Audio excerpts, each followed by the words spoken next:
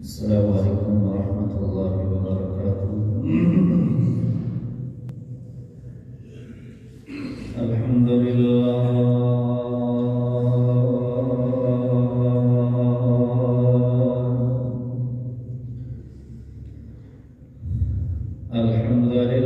نحمده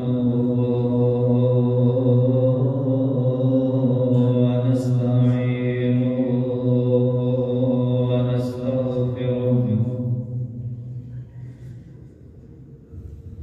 ونعوذ بالله من شرور أنفسنا ومن سيئات أعمالنا.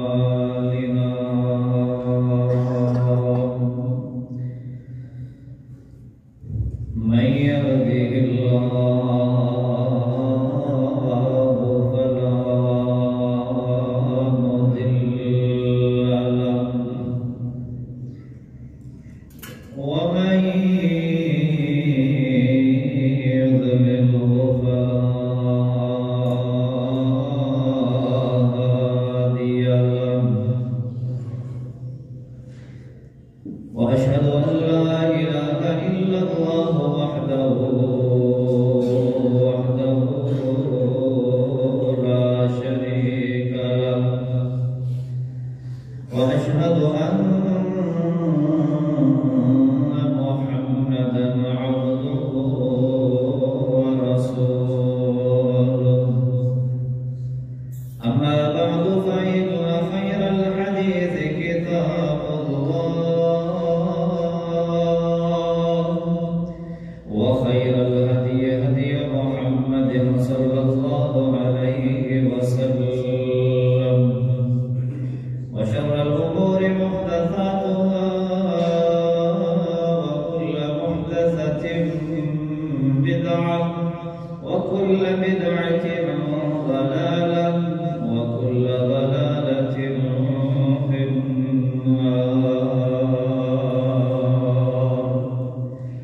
أعوذ بالله السميع العليم من الشيطان الرجيم. بسم الله الرحمن الرحيم. يا أيها الذين آمنوا اتقوا الله حق تقاته ولا تموتن إلا وأنتم مسلمون. يا أيها الناس اتقوا ربكم الذي خلقكم من نفس واحدة وخلق منها زوجها وبث منهما رجالا كثيرا ونساء واتقوا الله الذي تساءلون به والأرحام إن الله كان عليكم رقيبا. يا أيها الذين آمنوا اتقوا الله وقولوا قولا سديدا يصلح لكم أعمالكم ويغفر لكم ذنوبكم ومن يطع الله ورسوله فقد فاز فوزا عظيما. اللهم صل على محمد وعلى آل محمد كما صليت على إبراهيم وعلى آل إبراهيم إنك حميد مجيد.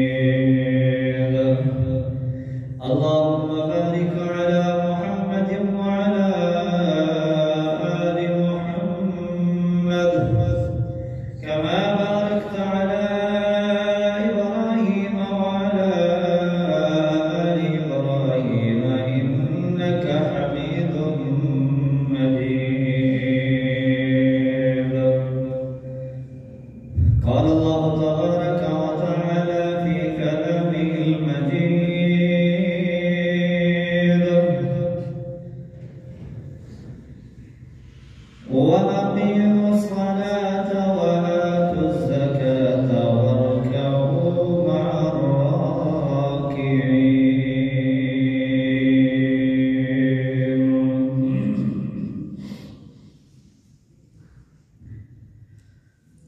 ہر قسم کی حمد و ثنا، تعریفات، تحمیدات اللہ جل شانہ کی ذات کے لیے خاص ہیں، جو کل کائنات کا خالق، مالک اور رازق ہے۔ انگنت لا تعداد بے شمار درود و سلام سید ولد آدم، سید الاولین والآخرین، خاتم النبیین والمرسلین، ہادی اعظم، رہبر اعظم، مرشد اعظم، امام اعظم، ساقی کوثر، شافی محشر، تاجدار انبیاء، محبوب خدا جناب محمد رسول اللہ صلی اللہ علیہ وآلہ وسلم کی ذات اقدس پر، جن کی سیرت طیبہ، حیات طیبہ کو اللہ احکم الحاکمین نے اس کائنات میں بسنے والی لوگوں کی ہدایت اور رہنمائی کے لیے مکمل اسوہ حسنہ بنایا، اور اللہ مالک الملک نے آپ صلی اللہ علیہ وسلم کی اتباع و پیروی کو ہی دنیا و آخرت کی فلاح اور کامیابی قرار دیا۔ سامعین محترم،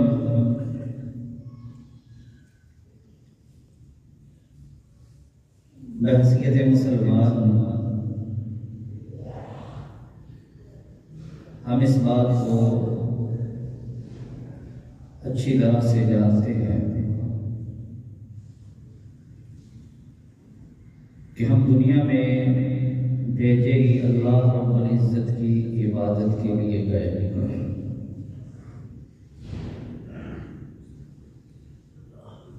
اس بات کا اعلان اللہ رب العزت نے تو اس انداز میں قرآن مقدس میں بیان فرمایا، وہاں اہل ایمان، اہل اسلام سے خطاب نہیں، بلکہ بنی نوع انسان سے خطاب ہے۔ آدم علیہ السلام کی اولاد اور ذریت سے خطاب ہے کہ وَمَا خَلَقْتُ الْجِنَّ وَالْإِنسَ إِلَّا لِيَعْبُدُونِ۔ اللہ فرماتے ہیں میں نے جن و انس کو اپنی عبادت کے لیے پیدا کیا۔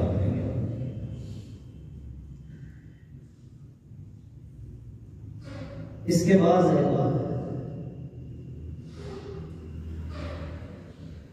جو شخص باغی ہو گیا، نافرمان ہو گیا، جس نے اللہ کے اس حکم کو نہ پڑھا، نہ سنا، نہ اس پر ایمان لایا،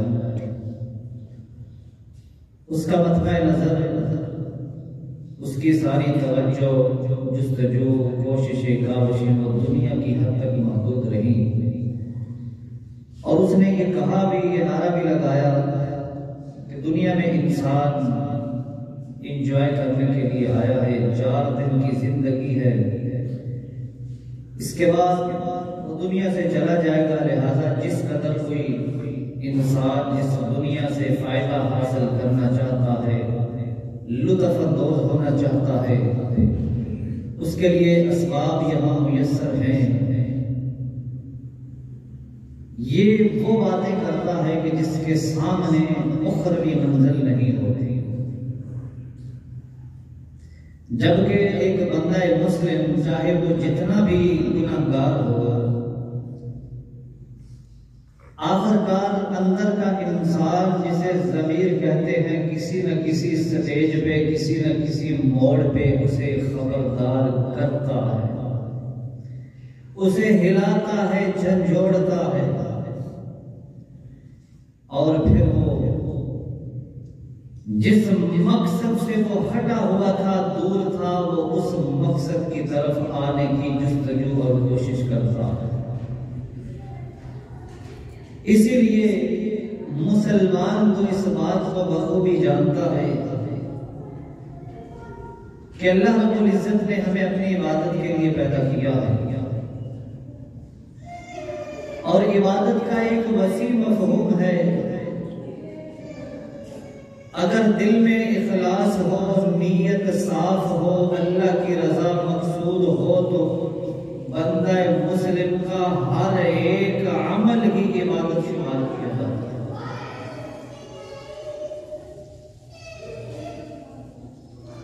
آپ ذرا اندازہ لگائیں، پیارے آقا علیہ السلام نے ایک دفعہ یہ اعلان فرمایا، زبان نبوت سے یہ الفاظ نکلے کہ جب تم میں سے کوئی اپنی منکوحہ سے حقوق زوجیت پورے کرتا ہے اللہ اسے صدقے کا ثواب دیتے۔ صحابہ کرام رضوان اللہ علیہم اجمعین نے سوال کیا، پیارے آقا علیہ السلام ایأتی احدنا شہوته فہو لہ صدقہ، ہم میں سے ایک شخص اپنی جنسی لذت خواہش پوری کرتا ہے اور اسے بھی ثواب مل رہا ہے۔ اللہ اکبر، یہ جنسی لذت، یہ تسکین، یہ خواہش یہ رکھی کس نے ہے؟ جس نے اس دنیا کے اندر بھیجا، اس کے بتائے ہوئے اصول و ضوابط کے مطابق اس کا استعمال کریں گے تو اجر و ثواب سے وہ بھاگا کر دے گا۔ نکاح کو کیوں نصف ایمان کہا گیا ہے؟ نکاح کے ذریعے ایمان کی تکمیل کیوں ہوتی ہے؟ پوچھا، اللہ کے رسول صلی اللہ علیہ وسلم اپنی خواہش پوری کرتے ہیں تو اس پہ بھی ثواب ہے، صدقہ ہے۔ فرمایا یہی کام کسی اور جگہ پہ وہ اسے کیا کہتے ہیں؟ زنا کہتے ہیں، اس پہ حد و سزا ہے، ہاں اللہ کے رسول ہے۔ تو فرمایا یہی کام جب جائز اور حلال طریقے سے ہوگا اللہ اس پہ اجر و ثواب بھی عطا کرے گا۔ یہ ہے دین اسلام۔ کوئی ماننے والا تو ہو، کوئی اس پہ چلنے والا تو ہو۔ اللہ کی قسم یہ بڑی آسانیاں پیدا کرتا ہے، مشکلات کھڑی نہیں کرتا۔ ان الدین یسر، دین بڑا ہی آسان ہے، لیکن ان کے لیے جو اس کو اپناتے ہیں، ماننے والے ہیں۔ تو بات ہو رہی تھی اللہ نے اپنی عبادت کے لیے ہمیں پیدا کیا، ہر عمل ہی عبادت بن جاتا ہے جب وہ کسی اصول اور ضابطے اس نظام کے تحت کیا جائے جو نظام اللہ نے اپنے قرآن اور پیارے آقا علیہ السلام نے اپنے فرمان میں بیان کر دیا۔ اور عبادتوں میں سے تمام تر عبادات میں سے افضل ترین عبادت کون سی ہے؟ جسے نماز کہا جاتا ہے، الصلاۃ۔ اللہ اکبر، نماز کو افضل عبادت کیوں کہا جاتا ہے؟ دنیا کے اندر کسی آدمی کا دنیا کے اعتبار سے کسی بڑے آدمی سے ملاقات کا شیڈول طے ہو،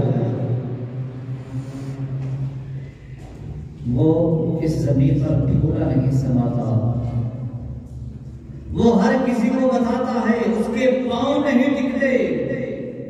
آج میں پرائم منسٹر سے ملنے جا رہا ہوں، آج میں وزیر اعظم ہاؤس میں جا رہا ہوں، مجھے مدعو کیا گیا ہے، آج صدر مملکت نے مجھے اپنی دعوت پہ عشائیے میں بلایا ہے۔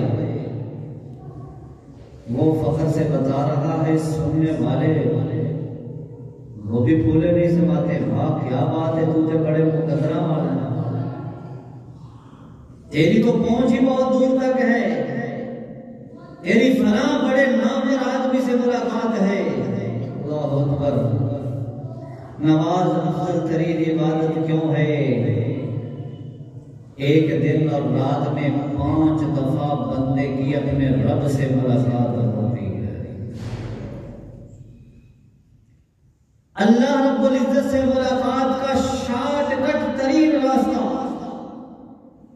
المصلی یناجی ربہ، اور نمازی اللہ سے سرگوشیاں کرتا ہے، ہم کلام ہوتا ہے۔ یہ سرگوشی کیا ہوتی ہے؟ کسی کے کان کے قریب اپنا منہ لگا کے اس کے کان میں کوئی بات کرنا، اسے سرگوشی کہتے ہیں۔ نمازی اللہ سے سرگوشی کرتا ہے، لب اس کے، زبان اس کی، الفاظ یہ ادا کر رہا ہے، کان کس کے ہیں؟ اللہ رب العزت کے۔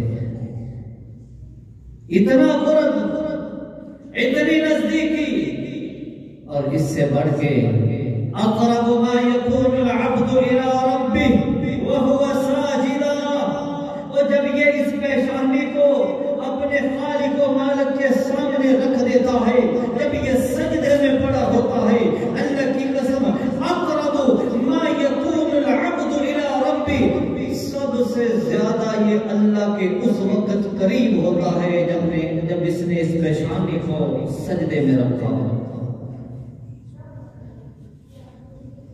ہاں تو کیا ایک مسلمان کو، بندہ مسلم کو اس بات پہ خوش نہیں ہونا چاہیے جب وہ نماز کی ادائیگی کے لیے آئے تو اللہ کی قسم فارمیلٹی کے لیے نہ آئے کہ یہ نماز پڑھنی ہے، بوجھ سمجھ کے نہ آئے، وہ اس طرح تیار ہو کے آئے جس طرح دنیا میں کسی نام پر بڑے بندے کے بلانے پہ اس کی خوشی کا کوئی ٹھکانہ نہیں ہوتا، وہ بھاگا بھاگا جاتا ہے، بڑی تیاریاں کرتا ہے۔ اس سے بڑھ کے اسے تیاری کرنی چاہیے، کیونکہ اس کی ملاقات اس زمین و آسمان کے بنانے والے خالق و مالک سے ہونے لگی ہے۔ پھر حضرات، نماز سے متعلقہ ہم سنتے رہتے ہیں، علماء ہمیں سناتے رہتے ہیں، اس کی فضیلت، اس کی اہمیت ہمیں یہ سب کچھ بتلایا جاتا ہے۔ اس کے باوجود آج اگر مسلمان کسی معاملے میں سب سے سست نظر آتا ہے تو وہ یہی اسی نماز ہی کا معاملہ۔ ہم پڑھتے بھی ہیں تو اپنی مرضی سے، اللہ کی مرضی سے نہیں، اللہ کے رسول کی مرضی سے نہیں۔ تو جب اللہ اور اللہ کے رسول کی مرضی سے یہ کام نہیں کرنا تو پھر ثواب کی امید جیما نہ دارنا۔ ہر کام کا ایک اصول، ایک ڈسپلن، ایک طریقہ کار ہوتا ہے۔ پیپروں میں اپنی مرضی چل جاتی ہے، سوال کرنے والے نے سوال کیا، میں اپنی مرضی سے اس کا جواب دوں گا تو پاس مارک بھی میرے خیال سے نہیں آئیں گے۔ وہاں مرضی کیوں نہیں چلتی؟ ہم نے اصول سے ہٹ کے کام کیا ہے۔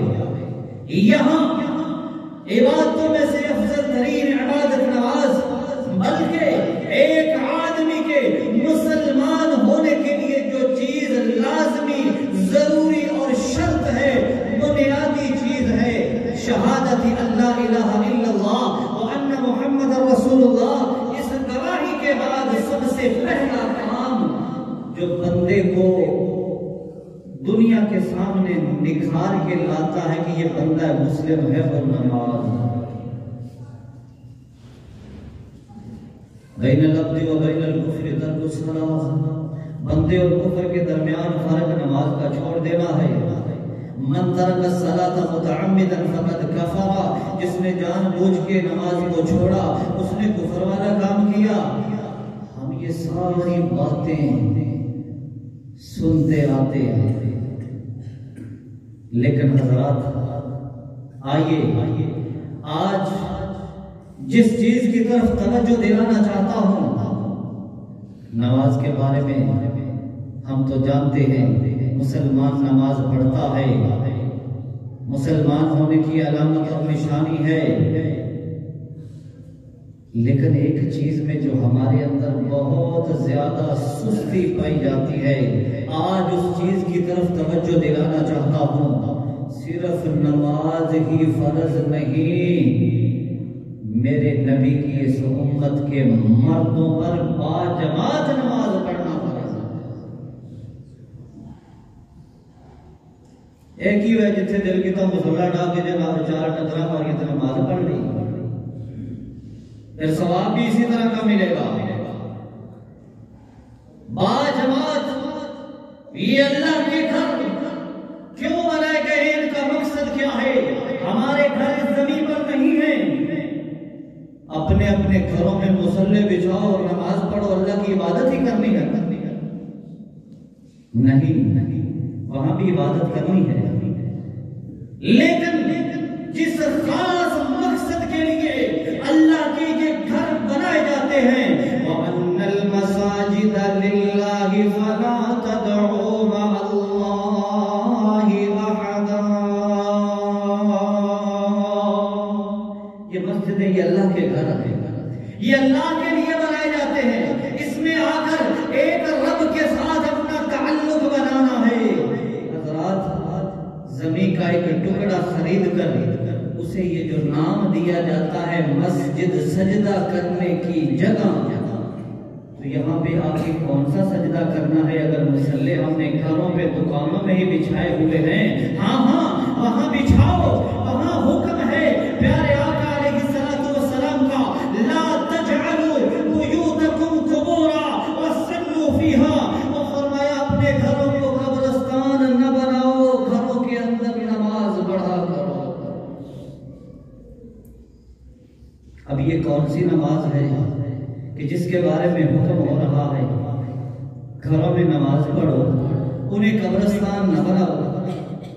معلوم ہوگا قبرستان میں نماز نہیں ہوتی، ایک نماز ہوتی ہے جسے نماز جنازہ کہا جاتا ہے، لیکن اس میں نہ رکوع ہے اور نہ ہی سجود ہے، قیام ہی کی حالت ہے۔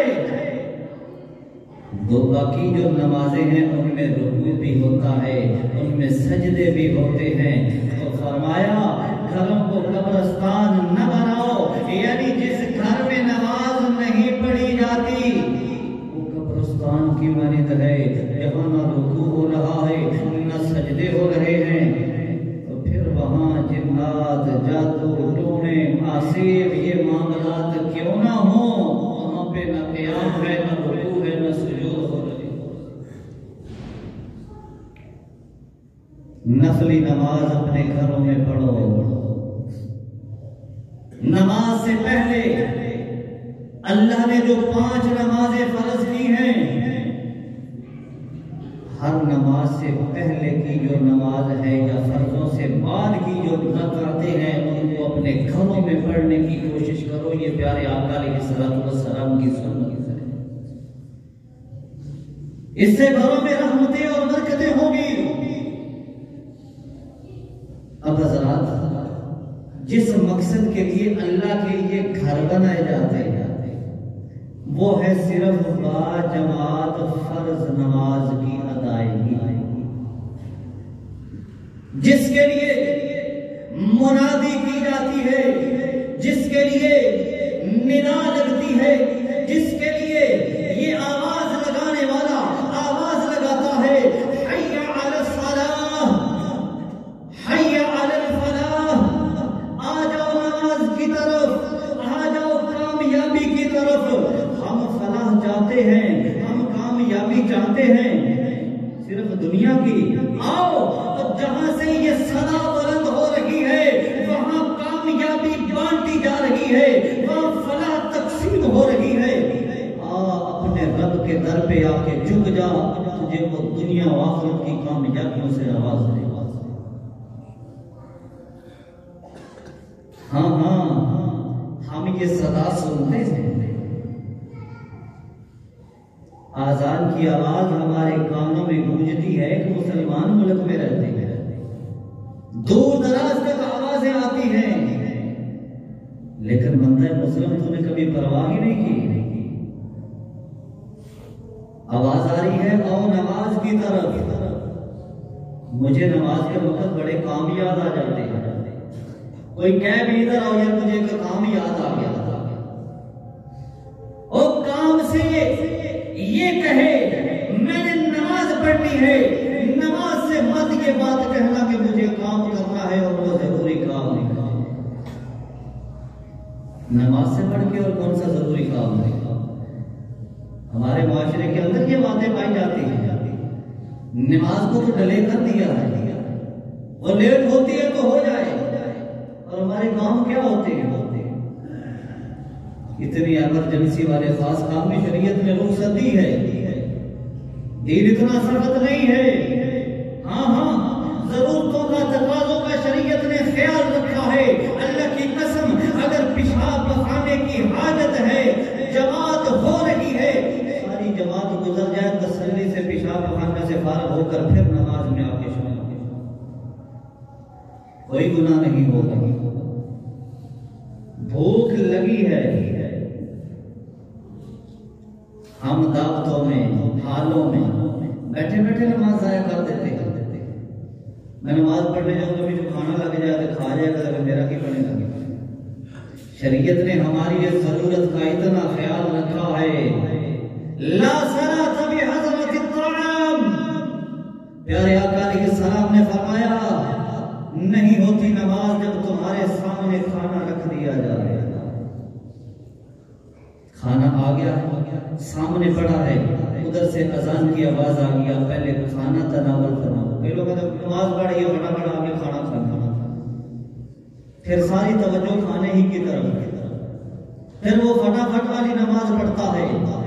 اگر خدا نہ خواستہ امام صاحب نے قرات لمبی کر دی تو پھر وہ شامت آ جانی.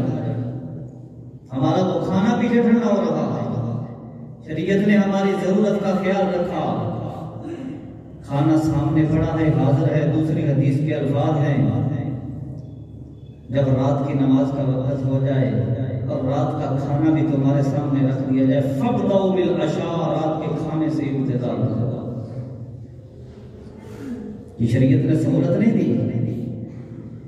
اس سے ہٹ کے جو ہم سارا دن آوازیں دن رات یہ سنتے ہیں اور نماز کی طرف، اس وقت تو آئے نہیں. اب جب خود کو ویلے فارغ سمجھانا، اب آگے نماز پڑھنے. مجھے یہ بتاؤ، بلانے والا دنیا کا کوئی بڑا آدمی ہو، جس وقت اس نے مجھے مدعو کیا، بلایا، میں اس ٹائم کو ویسٹ کر گیا، ضائع کر گیا، اس ٹائم پہ نہیں پہنچا، بعد میں جاؤں تو کہیں کدھر آئے ہو؟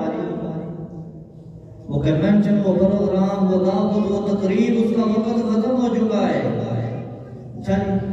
پھر ہم افسوس کرتے ہو یار میرا ٹائم جو ہے ایسے ادھر ادھر ضائع ہو گیا، میں وہاں اس دعوت سے محروم ہو گیا، بلاوے پہ نہیں پہنچا. ادھر بلاوا آتا ہے تو ہمیں پرواہ ہی کوئی نہیں، اپنی مرضی سے پھر آگے بڑھ رہے ہیں.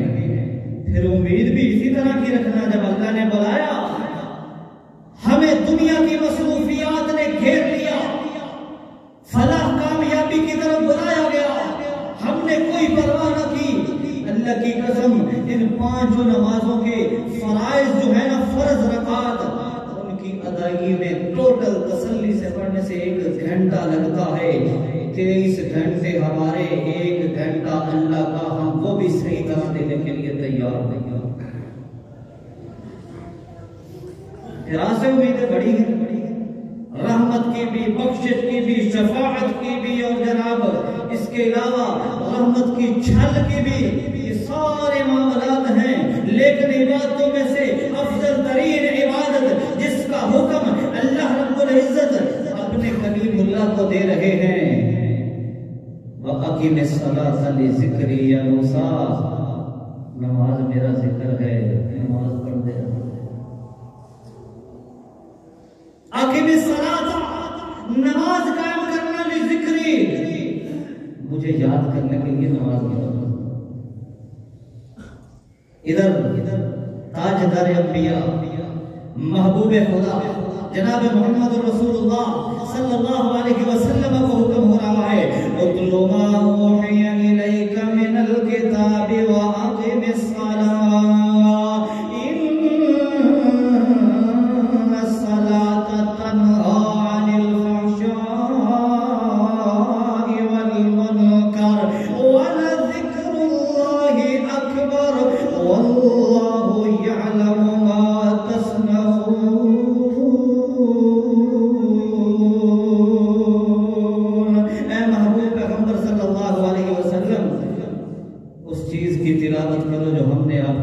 کتاب دی ہے وَأَقِمِ الصَّلَاةَ، اور نماز قائم کر۔ کیوں؟ یہ نماز بے حیائی اور برائی سے روکتی ہے۔ اللہ ہمیں آج تک یہ پتہ نہ چل سکا حضرت شعیب علیہ السلام کی قوم جو ان کو مانتی نہیں ہے، باغی ہے، سرکش ہے، نافرمان ہے، پتہ ہے کیا کہتی ہے؟ قالوا یا شعیب صلاتک تأمرک ان نترک ما یعبد آباؤنا او ان نفعل فی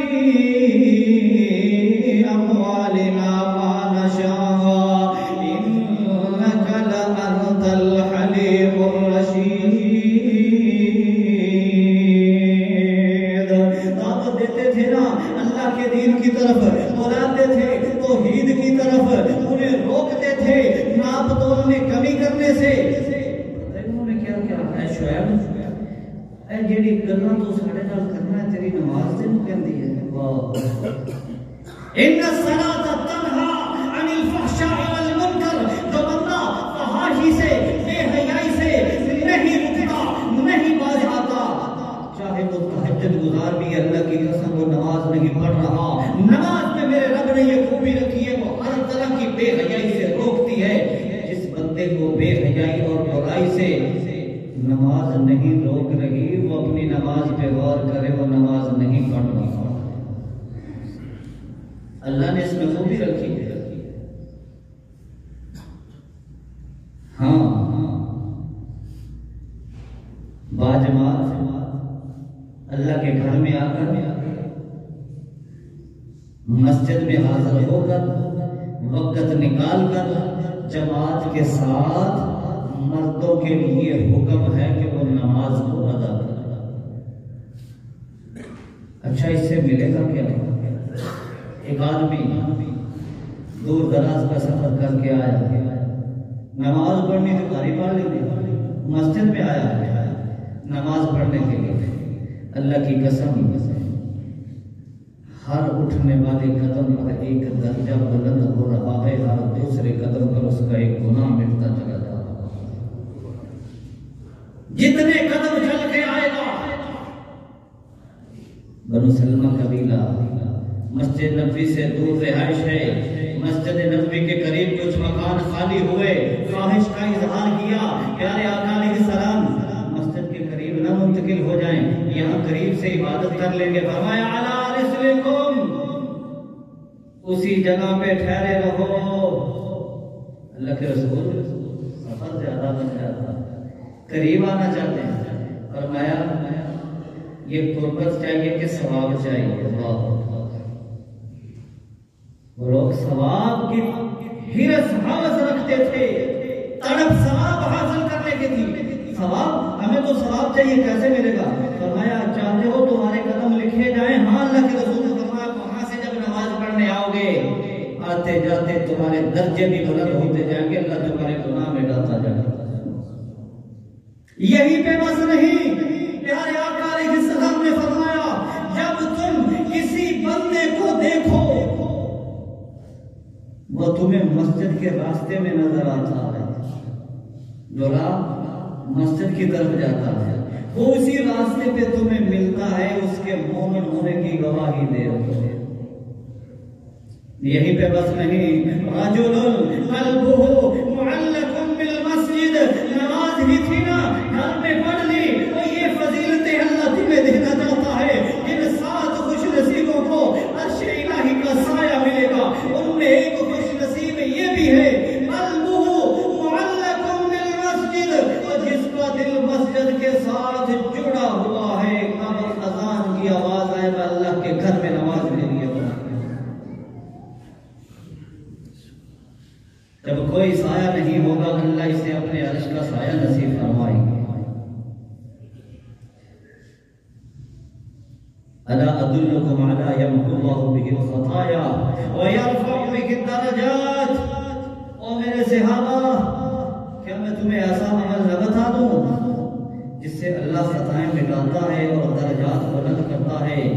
کیوں نہیں اللہ کے رسول، ہمیں ایسا عمل بتلایا جائے۔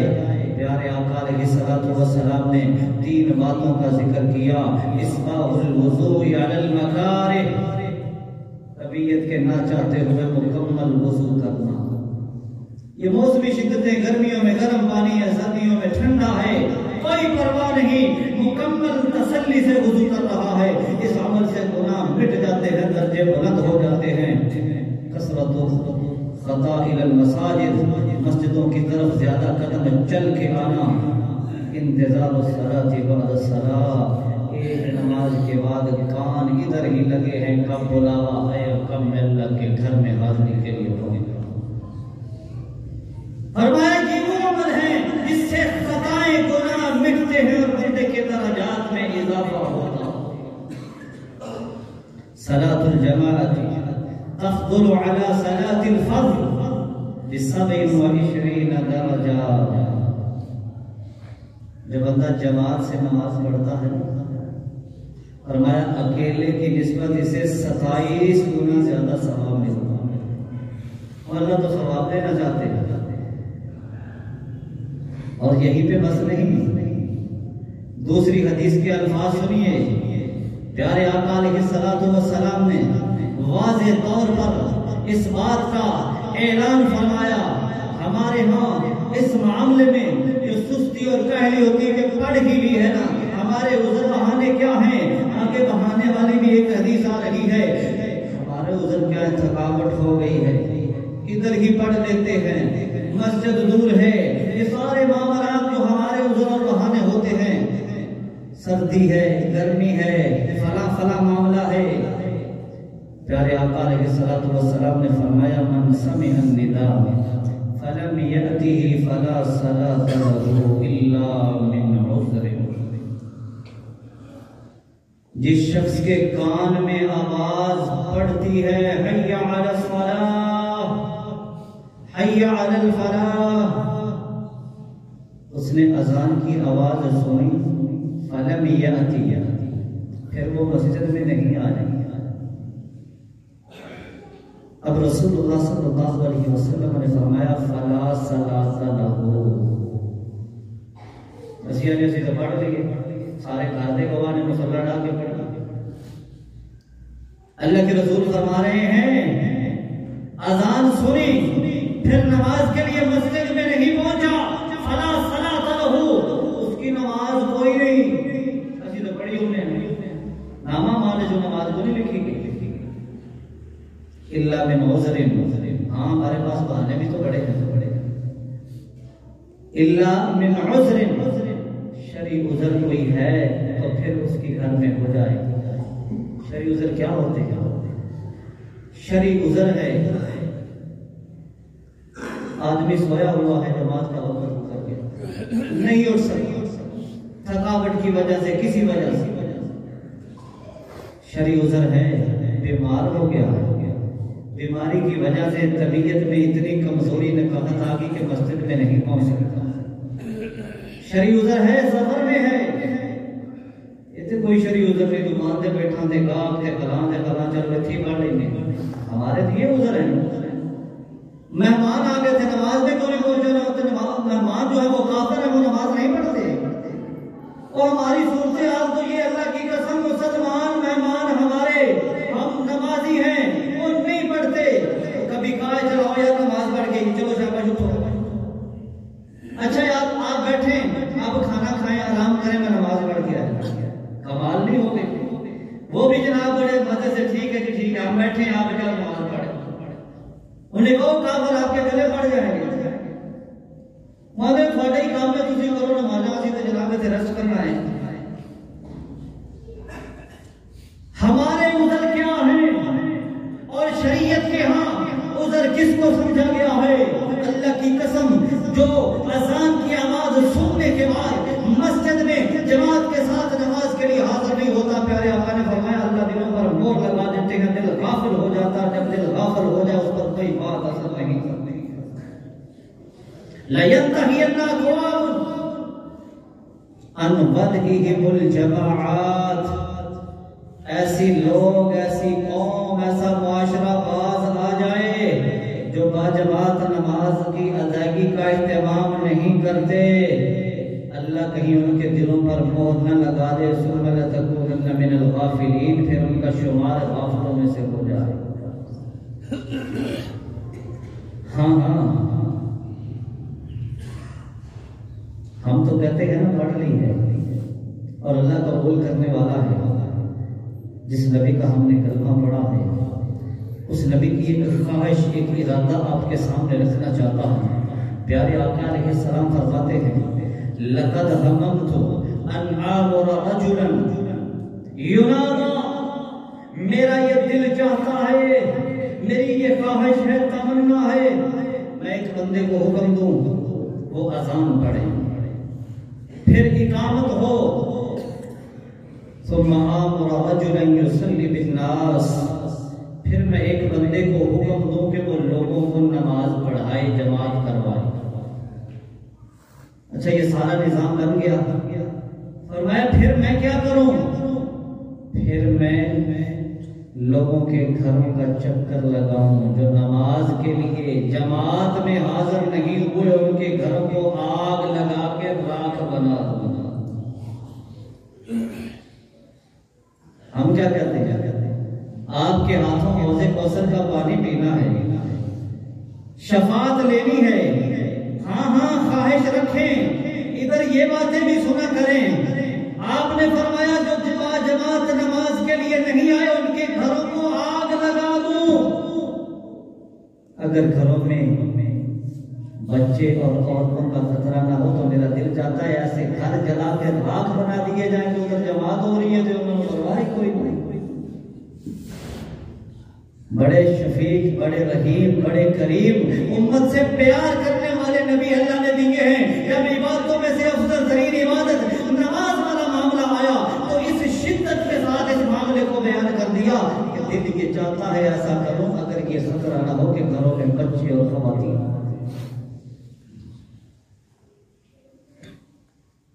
ہاں شدید بیماری ہے، آپ صلی اللہ علیہ وسلم کے آخری ایام اس دنیا کی زندگی میں۔ یارو اللہ نے تو ہمیں صحت دی ہے، جوانیاں دی ہیں، تندرستی دی ہے، بڑی بڑی نعمتوں سے نوازا ہے، اللہ کی قسم۔ آقا پوچھتے ہیں صلیت الناس، کیا لوگوں نے نماز پڑھ لی ہے؟ اللہ کے رسول نہیں، آپ کا انتظار ہو۔ فرمایا مجھے غسل کرواؤ، غسل کروایا گیا، آپ پر بے ہوشی طاری ہو گئی، پھر ہوش میں آئے، پھر پوچھا لوگوں نے نماز پڑھ لی ہے؟ نہیں، اللہ کے رسول انتظار کر رہے ہیں مسجد میں بیٹھ کر۔ پھر غشی طاری ہو گئی، پھر افاقہ ہوا، پھر یہی پوچھا لوگوں نے نماز پڑھ لی ہے؟ نہیں، اللہ کے رسول آپ کا انتظار ہو رہا ہے۔ پھر حکم دیا امرو ابا بکر فلیصلی بالناس، جاؤ میرے صدیق سے کہہ دو لوگوں کو نماز پڑھائیں۔ ہمت نہیں ہو رہی۔ اور پتہ ہے ایک دفعہ پیارے آقا علیہ السلام نے یہ منظر دیکھا، اپنے حجرے سے کپڑا ہٹا کے کہ صدیق مصلی امامت پہ ہیں، پیچھے صحابہ کی جماعت کھڑی ہے، پیارے آقا علیہ السلام اسی اسنا میں دو بندوں کا سہارا لیے ہوئے، اللہ کی قسم پاؤں زمین پہ نہیں لگ رہے تھے۔ کبھی ہماری ایسی کیفیت ہوئی ہے تو بتاؤ؟ پاؤں زمین پہ نہیں، زمین کے ساتھ رگڑتے ہوئے آ رہے ہیں۔ آپ صدیق کے بائیں جانب آ کے بیٹھ گئے، صدیق نے دیکھا پیچھے ہٹے، فرمایا لا رسلک، صدیق میں تو یہ منظر دیکھنے کے لیے آیا ہوں، اپنی جگہ پہ ٹھہرے رہو۔ میرے آقا صدیق کی بائیں جانب آ کے بیٹھ گئے، آقا صدیق کو نماز پڑھا رہے ہیں، صدیق صحابہ کی عبادت کر رہے ہیں۔ ہماری ایسی کیفیت کبھی بنی ہے تو بتاؤ؟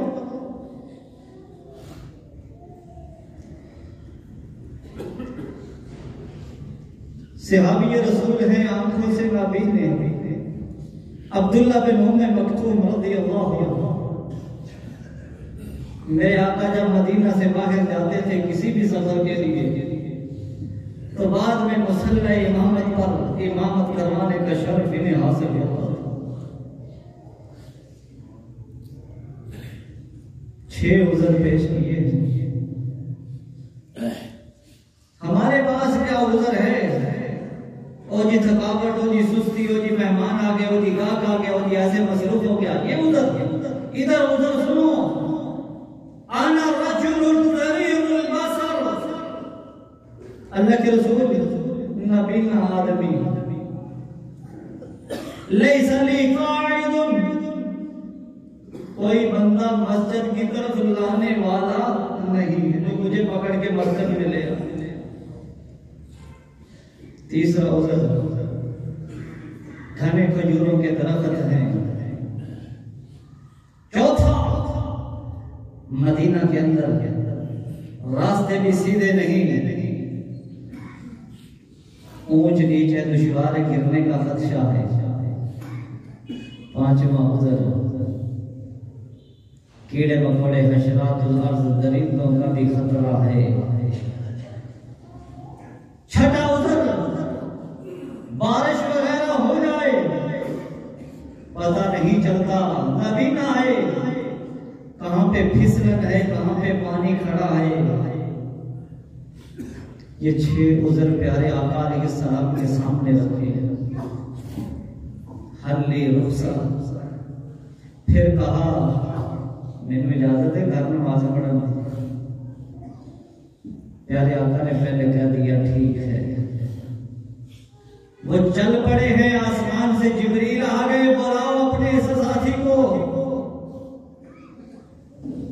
آپ نے بلایا، عبداللہ ادھر آؤ. جبریل کیا پیغام لے کے آئے؟ ان سے پوچھو حد سمیت النداء. کان میں آواز پڑتی ہے حی علی الصلاۃ. کان تو ٹھیک ہیں، ان میں آواز گونجتی ہے. ہاں اللہ کے رسول اذان کی آواز سنتا ہوں. فرمایا الا فعجب، پھر تجھے مسجد میں آ کے جماعت کے ساتھ نماز پڑھنا پڑے گا. بتاؤ مجھے ہمارا کس طرح کا عذر ہے ان کے عذروں کے مقابلے. اور یہی پہ بس نہیں، اگر اللہ نے اس معاملے کی چھٹی دینا ہوتی تو اللہ کی قسم ان لوگوں کو ملتی جو دشمن کے سامنے سینہ سپر ہو کر ڈٹ جاتے ہیں، میدان جہاد میں ہوتے ہیں. اللہ نے وہاں نماز کی رخصت نہیں دی، بلکہ حکم دیا ہے وہاں بھی جماعت کا اہتمام کرو. وَإِذَا كُنْتَ فِيهِمْ فَأَقَمْتَ لَهُمُ الصَّلَاةَ. اللہ کے رسول صلی اللہ علیہ وسلم جب آپ ان میں ہوں تو آپ نماز کھڑی کریں، جماعت کروائیں. فَلْتَكُمْ طَائِفَةٌ مِّنْهُمْ مَعَكَ. اللہ نے سارا صلاۃ الخوف کا طریقہ بیان کیا. ایک جماعت، کچھ لوگ آپ کے پیچھے جماعت میں شامل ہو جائیں، کچھ پہرے پہ ہو جائیں. ایک رکعت پڑھ کے یہ چلے جائیں، پیچھے ہٹ جائیں، پہرے پہ وہ آ جائیں، وہ ایک رکعت پڑھ لیں. اللہ نے سارا طریقہ بیان کیا ہے. وہاں بھی باجماعت نماز پڑھانے کا محمد رسول اللہ صلی اللہ علیہ وسلم کو حکم ہوا. اللہ ہمیں ثواب زیادہ دینا چاہتے ہیں اور بتلا رہے ہیں کہ جماعت کے ساتھ نماز پڑھنے کی فضیلت اور اہمیت کیا ہے.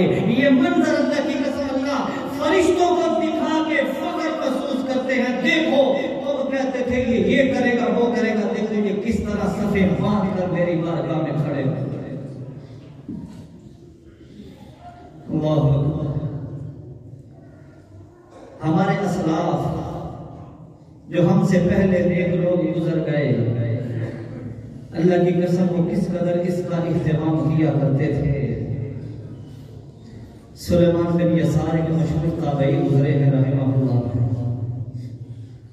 پاؤں میں زخم ہو گیا، اس وقت جو اطباء ہوتے تھے کہا پاؤں کاٹنا پڑے گا. اور اس وقت کوئی ایسی دوائی تو نہیں تھی کہ جس کے ساتھ اتنے حصے کو سن کیا جاتا ہے. آج کل دوائیاں موجود ہیں. اس وقت شراب وغیرہ پلا دیتے تھے، تکلیف کی شدت کم ہو اور حالات بھی پہاڑی آرا آری اس طرح سے، اس سے وہ چیز جو ہے وہ کاٹ دیتے. پاؤں کاٹنا تھا، کہنے لگے یہ کام تو کرنا پڑے گا.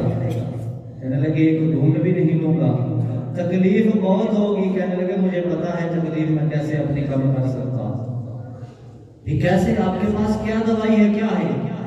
کہنے لگے میں نماز میں کھڑا ہو جاتا ہوں، میں نماز پڑھوں گا تم اپنا کام کرنا. وہ کتنے خشوع خضوع سے وہ نماز پڑھتے تھے. پاؤں تک رہا ہے کہ تکلیف کی شدت کا پتہ نہیں.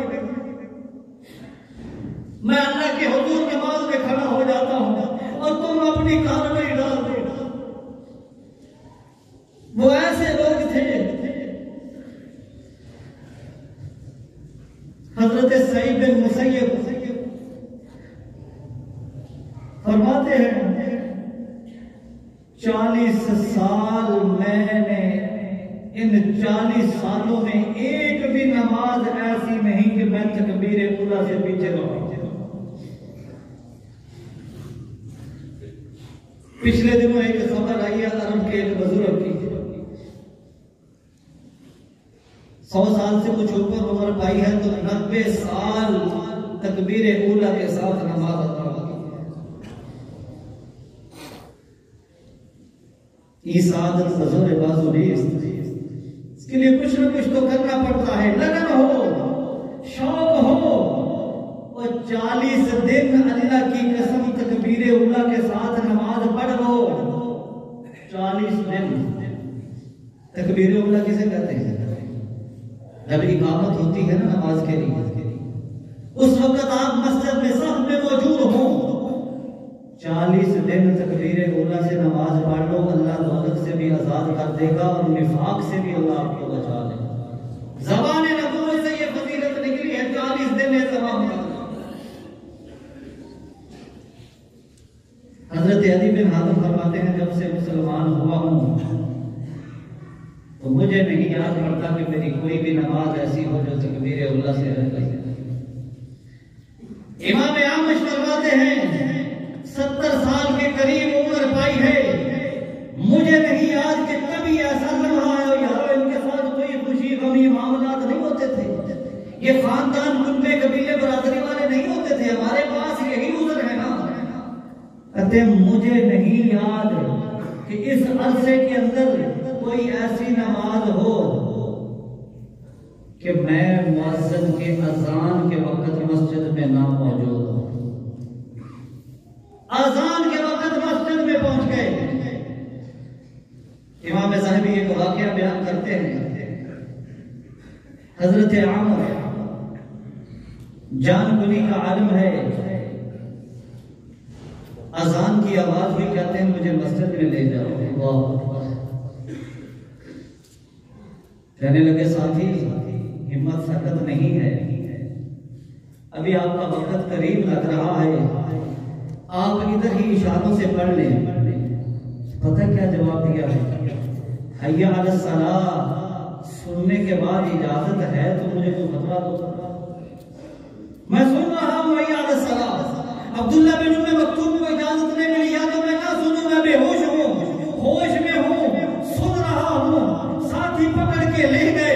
اللہ کی قسم ایک رکعت جماعت کے ساتھ نصیب ہوئی، دوسری میں اللہ کے سپرد ہو.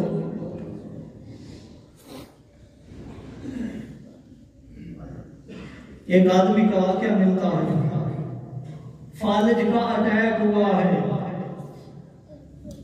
ساتھیوں نے کہا آپ معذور ہیں، رخصت ہے. اللہ اکبر. انہوں نے بھی یہی جواب دیا میں سہارے کے ساتھ جا سکتا ہوں.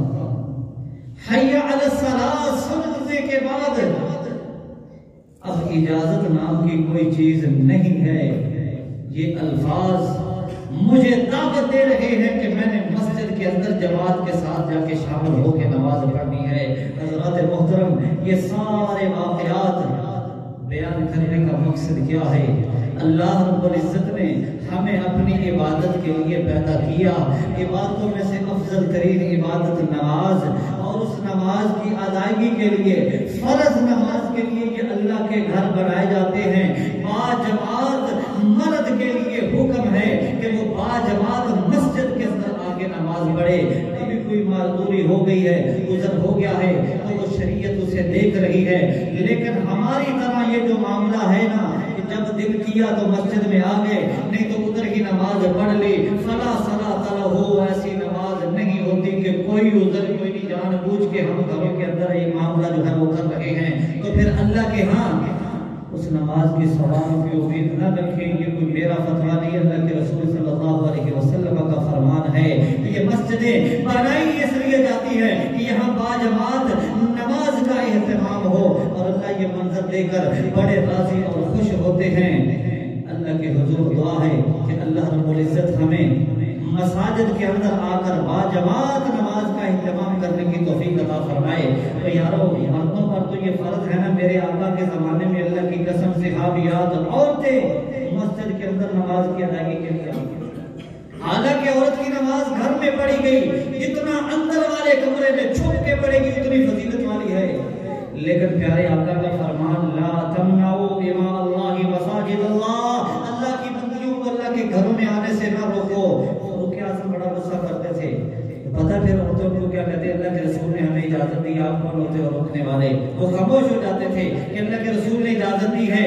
خواتین اہتمام کرتی تھی باجماعت نماز پڑھنے کا۔ میرے آقا نے فرمایا نا میرا دل چاہتا ہے میں قرات لمبی کروں، لیکن بچے والی کو اس کا بچہ مشغول کر دے گا، اس لیے نماز میں مختصر کرتا ہوں۔ تو یہ عورتوں کا اس قدر شوق اور لگن تھا مسجد کے ساتھ اہتمام سے باجماعت نماز کی ادائیگی کے لیے آتی تھی۔